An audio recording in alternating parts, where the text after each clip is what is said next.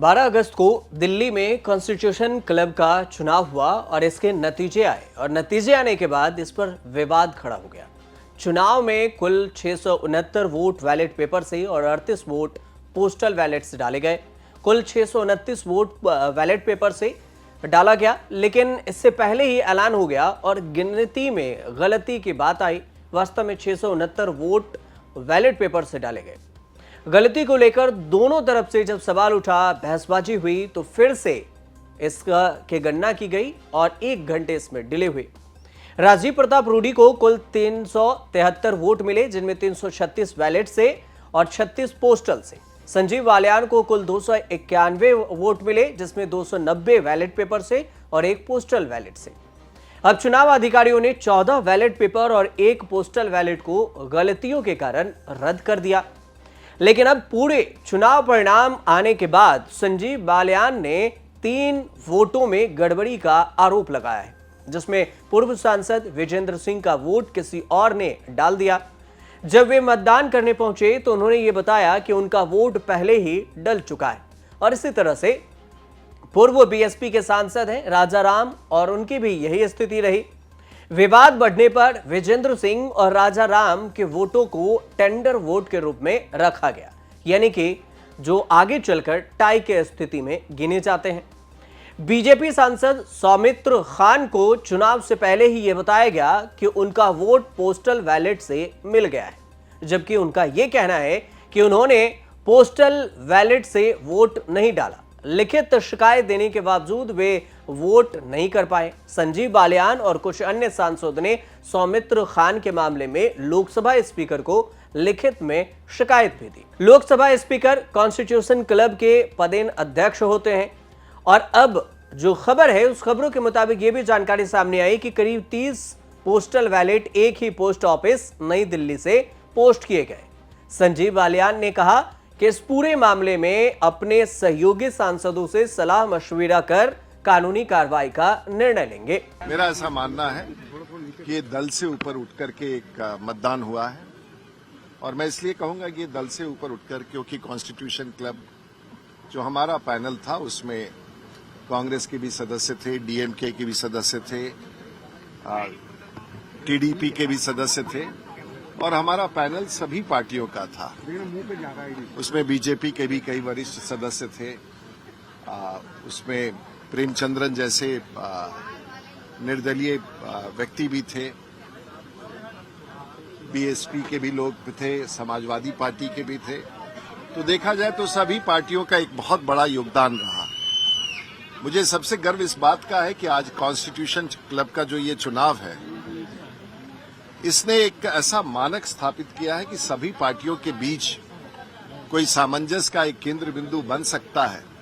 वो सामंजस्य का केंद्र बिंदु कॉन्स्टिट्यूशन क्लब अब स्थापित हो गया। आजादी के बाद का स्थापित क्लब अब बिल्कुल व्यवस्थित हो गया है। देखिए, कॉन्स्टिट्यूशन क्लब का निर्माण जो हुआ था वो दलगत राजनीति से ऊपर उठने के लिए हुआ था। कुछ बेहतर सोच सकें, सभी पार्टी के लोग आ सकें।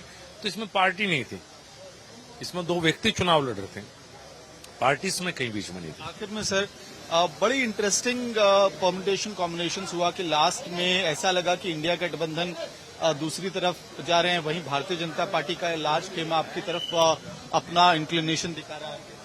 नहीं, ये हो सकता है किसी को कहीं ज्यादा वोट मिल रहे हो, किसी को कहीं कम वोट मिल रहे हो। मुझे लगता है इतना ये इससे अलग मैं नहीं समझता कि इससे अलग कोई इन्वॉल्वमेंट इसमें किसी भी दल की रही होगी। अब राजीव प्रताप रूडी के लिए सियासी वर्चस्व को तोड़ने के लिए इस बार बीजेपी के पूर्व सांसद डॉक्टर संजीव बालियान मैदान में उतरे थे, जिनके समर्थन में निशिकांत दुबे खुलकर खड़े थे। बीजेपी बनाम बीजेपी की इस जंग में रूडी अपनी ही पार्टी के पूर्व सांसद और पूर्व केंद्रीय मंत्री डॉक्टर संजीव बालियान को 102 वोटों के अंतर से हरा दिया। 12 अगस्त को चुनाव हुआ। इसमें अमित शाह, सोनिया गांधी समेत कई दिग्गज नेताओं ने हिस्सा लिया।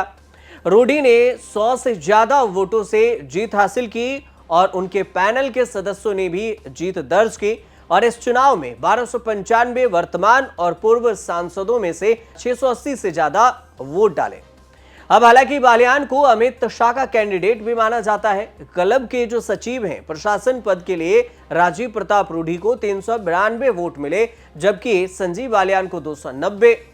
और इस तरह रूडी ने अपनी ही पार्टी के पूर्व सांसद और पूर्व केंद्रीय मंत्री संजीव बालियान को 102 वोटों के अंतर से हराकर सचिव पद पर अपना कब्जा बरकरार रखा, जो कि पिछले 25 सालों से इस पद पर वो काबिज हैं। अब बीजेपी के ज्यादातर सांसदों ने बालियान को ही वोट दिया, लेकिन एक और खेल हुआ कि विपक्ष में कांग्रेस समेत अन्य दलों ने दिल खोलकर राजीव प्रताप रूडी को वोट दिया। मतलब विपक्ष के सपोर्ट से रूडी जीत गए और बालियान बीजेपी के सपोर्ट के बावजूद भी हार गए।